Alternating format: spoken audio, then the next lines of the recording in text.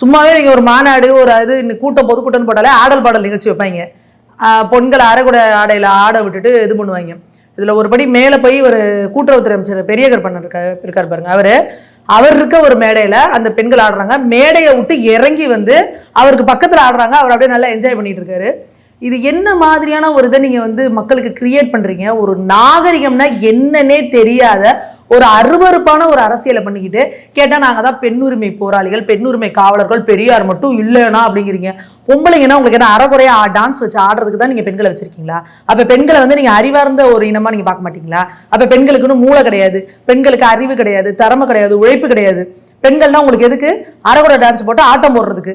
ஆட்டம் போட்டா நீங்க வந்து அந்த கூட்டம் இருக்கவே உட்கார வச்சுப்பா, அதை பார்த்து நீங்க நல்லா குஜாலா இது பண்றதுக்கு. உங்க வீட்டு பொண்ணுங்களை அந்த மாதிரி ஆட விடுவீங்களா? அப்ப இல்லாதப்பட்டவங்க காசுல அவங்களுக்கு அந்த காசை கொடுத்து அவங்க அந்த இது பண்றவங்கள நீங்க இப்படி ஏடி ஆட விடுறீங்கன்னா அப்ப நீங்க என்னத்தை என்கரேஜ் பண்றீங்க? அப்ப உங்க தொண்டர்கள் எல்லாம் எப்படி பொண்ணுங்களை பார்ப்பான்?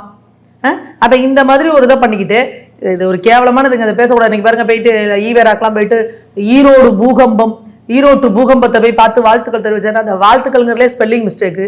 இதான் இங்க தமிழ் வளர்த்த லட்சணம். துணை முதல்வரோட ட்வீட்ல தமிழ் ஸ்பெல்லிங் மிஸ்டேக்கு. மேம்பாலம் கட்டுறாங்க, மேம்பாலத்துக்கு லாப பாலம் பொழந்துக்கிட்டு லாபம் மாத்தி போடுறாங்க.